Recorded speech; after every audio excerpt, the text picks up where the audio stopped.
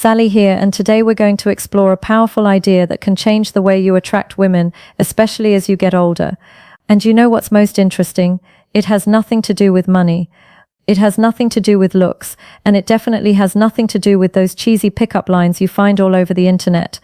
The truth is, these two words activate something much deeper in the female brain, something that triggers emotional connection points that most men don't even know exist. And look, I'm going to tell you exactly what these words are.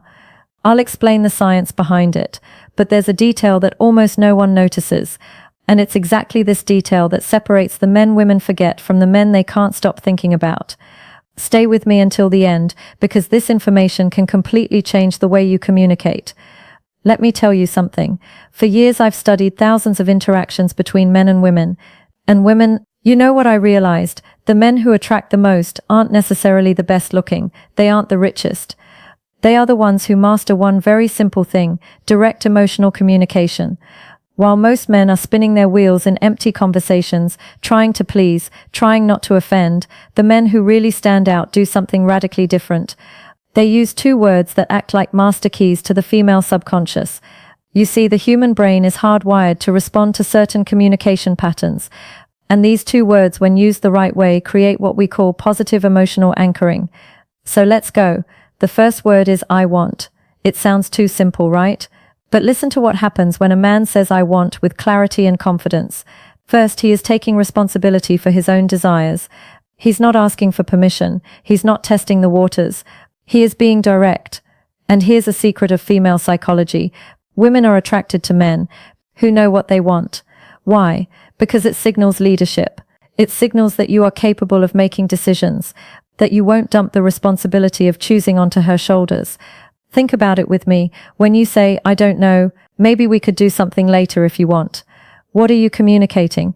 Insecurity, fear of rejection, lack of direction. Now compare that with, I want to take you out to dinner on Saturday. I know an incredible place. Feel the difference. You aren't begging. You are leading. You are creating an experience. And look, this isn't about being aggressive. It's about being assertive. It's about having the courage to take up space in the world and say, this is what I want. When you do this, you activate something in her brain called sexual polarity. You position yourself as the masculine force that takes initiative and that naturally awakens the feminine side that wants to be led. The second word, and this is the one that changes everything, is I appreciate. Now pay attention, because this is where the magic really happens.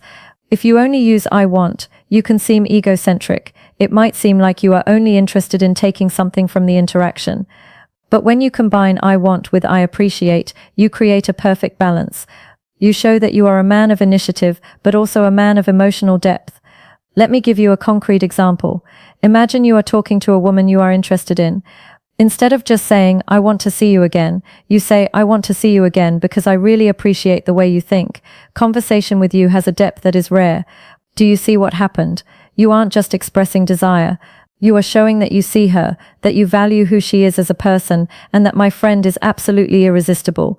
Why? Because most men only compliment appearance. They only focus on the physical, but you are going further. You are acknowledging her essence. And here is the most beautiful part. When you appreciate genuinely, you aren't needing her. You are choosing her. And women can feel that difference from miles away. If this content is making sense to you, leave a like down below. This shows me that you are really committed to leveling up.